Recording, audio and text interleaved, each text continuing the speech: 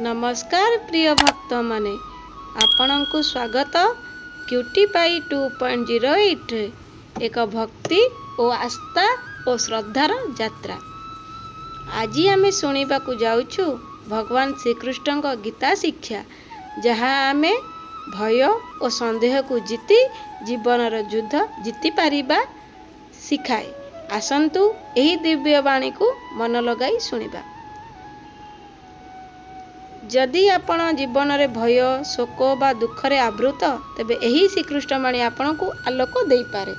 भगवान कहिथिले मन एक शक्तिशाली अस्त्र, जदि तुमे एहा को वशीभूत कर तेबे समय विजय तुम पाखेरे आसीबो।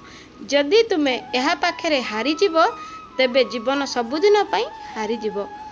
अर्जुन जेबे कहिथिले मु युद्ध करि परिबिनी मोर परिजन सम्मुखरे अछंदी, श्रीकृष्ण तांकु उत्तर देले तुम धर्म कर, तुम कर्तव्य कर, फल पाई चिंता कर नाही, मते शरण दियो, मु तम समस्त दुख हरि नेबी। एही अवस्था रे आमे भी जीवन रणभूमि रे अनेक युद्ध जुझुचु।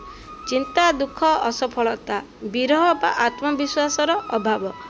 श्रीकृष्ण कहंती जीए न हसे सुखरे, जीए न चिंता करे दुखरे, से होउची मोर असल भक्त। यार अर्थ समबुद्धि धर, खुशी और दुख दुईटी जीवनर अंश। जे एहा को स्वीकार करी स्थिर रहे से होउची असल योगी। एही बाणी आम घरे बसिबा दुखरे निराशारे व्यस्त थिले स्मरण करि परिबा।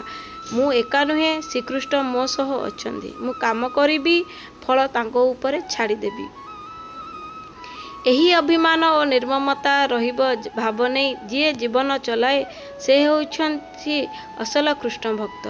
आउ से जी दिन को आशा और भरोसा सहित आरंभ करे से निश्चित भाव जीवन युद्ध जीति पारे।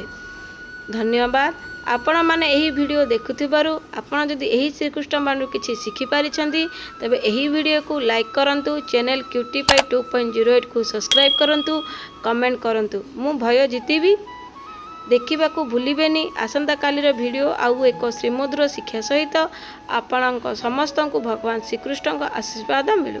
जय श्रीकृष्ण।